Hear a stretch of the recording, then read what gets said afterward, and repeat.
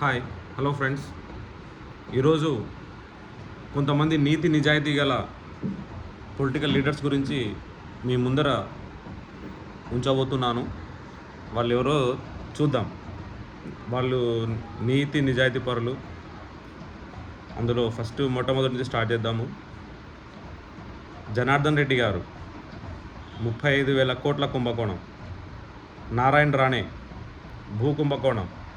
Hemant Biswa Sarma Sharada scam. Suvendu Adhikari Sharada scam. Shivraj Singh Chouhan Vyapam scam.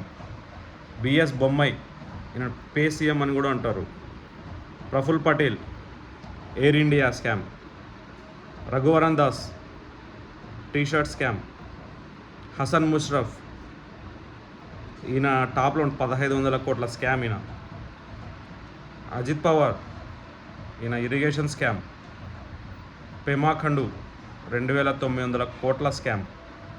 వీళ్ళందరూ అత్యంత నీతి నిజాయితీ పరులైన పొలిటికల్ లీడర్స్.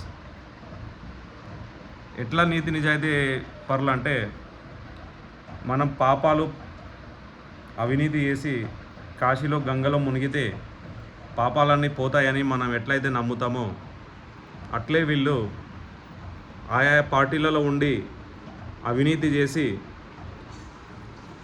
బీజేపీ వాషింగ్ మిషన్లో వాషింగ్ పౌడర్ వేసి వాష్ చేసిన తర్వాత బయటికి వచ్చిన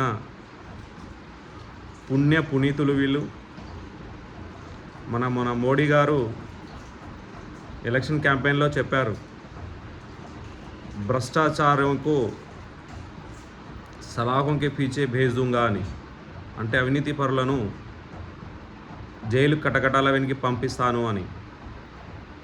ఆ జైలు ఏంది అంటే పంపించారు, ఇప్పుడు కటకటాల వెనకాలకి పంపించారు. ఆ జైలు ఏందంటే మోడీ యొక్క కుటుంబం, మోడీ పరివార్. ఆ జైలు, ఆ మోడీ పరివార్లో అందరూ పుణ్యాత్ములే ఉంటారు. పాపాత్ములు అందరూ ఇప్పుడు జైళ్ళలో మగ్గుతున్నారు. సో ఫ్రెండ్స్, ఇంకా చాలామంది ఉన్నారు ఇలాంటి పుణ్యవంతులు. వాళ్ళ గురించి కూడా ముందు తెలుసుకుందాము. ఇది కొద్ది వరకు మాత్రమే, ఇంకా చాలా ఉన్నాయి. నేను ఈ తెలుగు ప్రజలకు తెలియడం కోసం మాత్రమే చేస్తున్నాను. ఈడీలు, సిబిఐలు ఇటువంటి దాడులు వీళ్ళ మీద ఎవరి మీద ఉండవు. మొత్తం అవినీతి పరుల మీదనే ఈడీ, సిబిఐలు దాడి చేసి అవినీతి పరులని కటకటాల వెనక్కి పంపించడం జరుగుతుంది. ఇప్పుడు భ్రష్టాచారి ఇప్పుడు ఎక్కడుంది అనేది మీరే అర్థం చేసుకోవాలి ఫ్రెండ్స్.